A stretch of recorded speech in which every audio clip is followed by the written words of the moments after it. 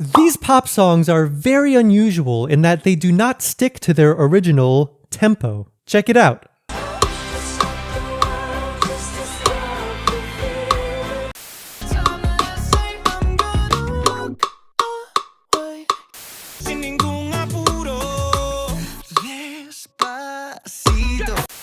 Trying to put my mind at ease, like finishing this melody. This feels like goodness. Pop music these days is locked to the grid. I talked about this in my last video, about how pop music is almost always gridlocked in terms of pitch. But now it's time to talk about the x-axis. Time.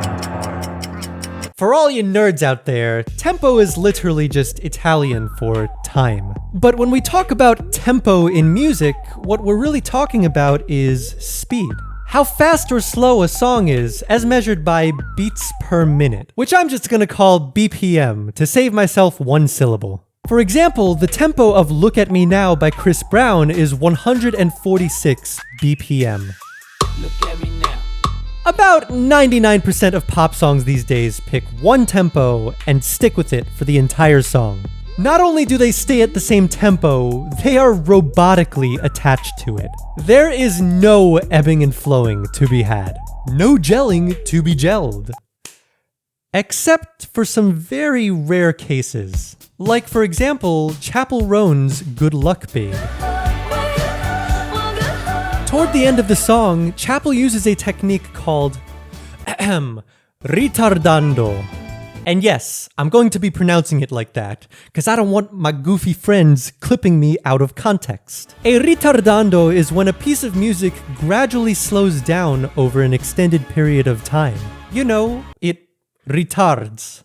This, of course, is very common in the world of classical music.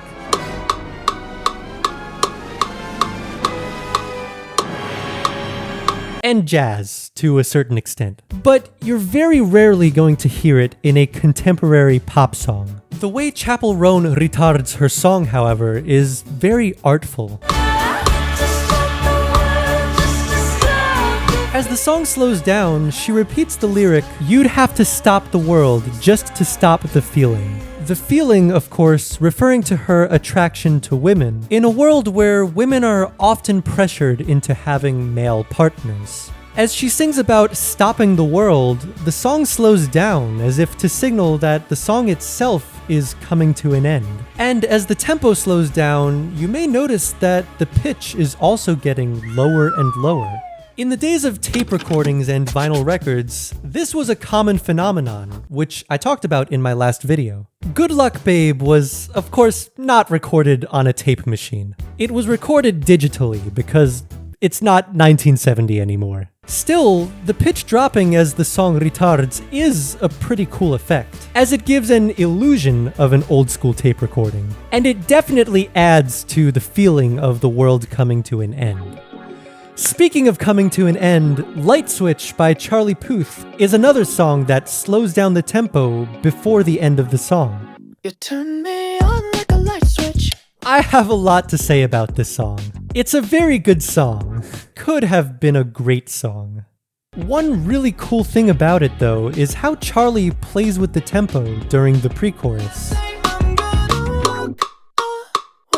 You turn me on like a Unlike Chappell's song, which gradually slows down over time, Charlie's song slows down much more quickly, and only for a few seconds. This is an example of a rubato, or a rubato. I'm just gonna say this one in my normal accent. It happens twice actually, once before each of the two first choruses. A rubato is a free adjustment of tempo for expressive purposes. I mean, it says it right there on Wikipedia. Basically, it's when you let the tempo all loosey-goosey to achieve some kind of artistic effect. Kind of like this.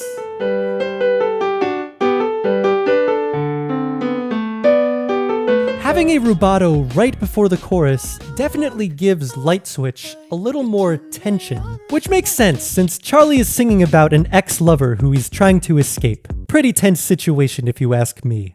Interestingly, there's another famous pop song that uses a rubato in almost the exact same way. Unless you live under a rock, you've probably heard of Luis Fonsi's Despacito. Just like Light Switch, Despacito has a short rubato on the last lyric before the chorus. Although in this case, it happens only once on the first pre-chorus. Despacito actually came out a few years before Light Switch, so maybe Charlie found some inspiration there. The cool thing about this rubato is that Despacito literally means slowly in Spanish, which again, I'm sure you knew unless you live under a rock. Quick side note, Despacito actually has an English cognate. It literally means dispaced, aka slowly. Just thought that was interesting. Anyway, it's cool how Luis Fonsi, or Justin Bieber, sings the word slowly as the song slows down. Another song that slows down an itty little bit is Joji's Glimpse of Us. In the very last line of the song, Joji slows down in order to hold out the glimpse before dropping the final us.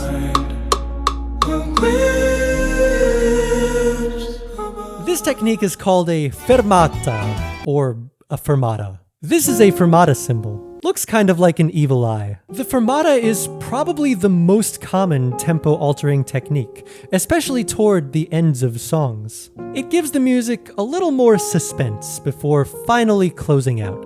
What's interesting about the fermata in Glimpse of Us is that the chord being held out is an E-flat chord, which is the 5 chord in the key of A-flat.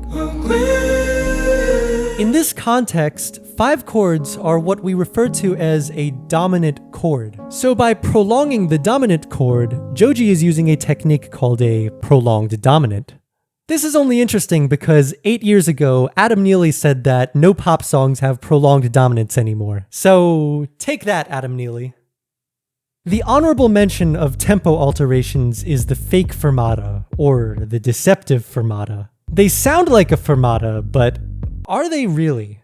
The song pauses or holds out a note, making you think it's a fermata. But really, the beat never stops beating. Like in Billie Eilish's Bad Guy. I'm the bad guy. Duh. Instead of a true fermata where the beat stops, there's actually just an extra bar inserted into the music. Deceptive.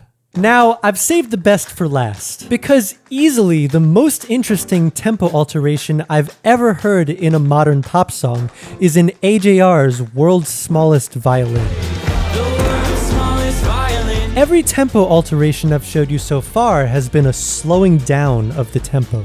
But listen to what happens at the end of World's Smallest Violin. I'll blow up into smithereens and spew my tiny symphony. Not only does the tempo do the opposite and speed up, but it actually gets progressively faster and faster over time. This is called an accelerando, which is the opposite of a ritardando. Accelerandos are fairly common in classical music, like this famous example from Gustav Holst's The Planet Suite.